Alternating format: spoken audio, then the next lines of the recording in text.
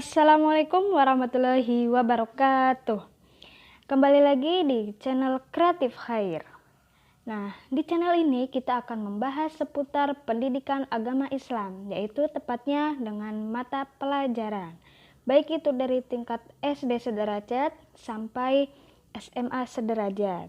Oh ya sobat, bagaimana kabar kalian hari ini? Semoga sehat selalu ya, dan diberi kelancaran rezeki yang melimpah. Amin, amin ya robbal alamin. Kali ini saya akan membahas tentang adab menjenguk orang sakit yang ada di buku materi pelajaran Akidah Akhlak kelas 10 MA. Sesuai dengan KMA 183 tahun 2019.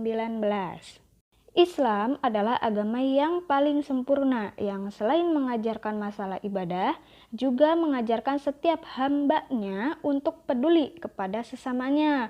Salah satunya yaitu bentuk kepedulian terhadap kerabat, sahabat, ataupun tetangganya. Jika ada yang sakit, maka dianjurkan untuk menjenguknya.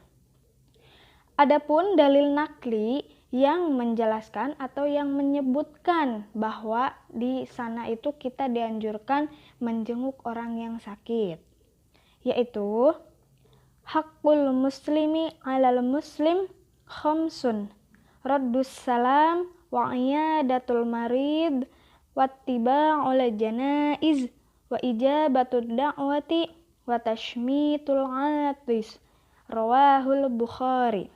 Yang artinya hak seorang muslim atas muslim lainnya ada 5. 1. Menjawab salam. 2. Menjenguk orang sakit. 3. Mengantar jenazah. 4. Memenuhi undangan. Dan yang kelima, mendoakan yang bersin. Hadis riwayat Bukhari nomor 1240 dan Muslim nomor 2162. Bisa dilihat dalam hadis ini bahwa menjenguk orang sakit itu berada di nomor 2, dan menjenguk orang sakit itu adalah haknya seorang muslim. Jadi kita sebagai muslim dianjurkan untuk menjenguk orang sakit, dan orang sakit yang muslim itu mendapatkan hak untuk dijenguk oleh muslim yang lainnya. Jadi kalau ingin menjenguk orang, kita tidak boleh pilih-pilih, maupun orang itu pernah menyakiti kita ataupun pernah mengacuhkan kita harus tetap menjenguknya, bahkan sekalipun itu berbeda agama. Tapi dalam menjenguk orang sakit, kita itu perlu memperhatikan adab-adabnya atau tata caranya. Nah, jadi ketika kita menjenguk orang sakit, harus menggunakan sopan dan santun. Maka kita harus memperhatikan adab-adab sebagai berikut. Adab yang pertama adalah niat. Niat yang ikhlas dan tujuan yang baik akan menjadikan perbuatan kita mendapatkan pahala yang lebih bagus. Yang kedua yaitu memperhatikan waktu. Nah, jadi memperhatikan waktu dan situasi serta kondisi ketika akan menjenguk itu sangat diperlukan. Tidak boleh menjenguk orang sakit ketika orang sakitnya itu sedang beristirahat, karena kita malah akan membuatnya merasa lelah, merasa kurang istirahat, dan lain sebagainya. Yang selanjutnya, yang ketiga yaitu memberi salam. Kemudian kita berjabat tangan dengan orang yang sakit itu. Yang keempat yaitu menunjukkan kepedulian dengan menanyakan kondisinya. Nah, jadi kita harus bersikap peduli kepada orang sakit yang kita jenguk. Dengan cara apa? Yaitu dengan cara menanyakan kabarnya. Maka orang yang sakit insya Allah merasa dipedulikan. Yang kelima yaitu mendoakan untuk kesembuhan orang yang sakit. Ya, selain yang 4 tadi, ketika kita menjenguk, kita harus mendoakan orang yang sakit itu. Doanya yaitu Allahumma rabbana zidhi bil ba'sa ishfi wa anta syafi la shifaa illa shifauka syifaan la yughadiru saqoma. Nomor 6, menundukkan pandangan atau tidak menatap dengan tajam. Jadi ketika kita sedang menjenguk orang sakit, kita tidak boleh menjenguk orang itu dengan tatapan yang tajam. Jadi kita harus bersikap ramah, pandangannya harus dijaga, dan tidak boleh sampai berekspresi dengan muka yang memasang wajah tidak suka kepadanya. Nomor 7, santun dalam berbicara. Jadi harus menjaga pembicaraan, jangan sampai kita pembicaraannya menusuk perasaan dan hindari bersenda gurau. Boleh kita bersenda gurau dengan orang yang sakit, berarti kita menghiburnya.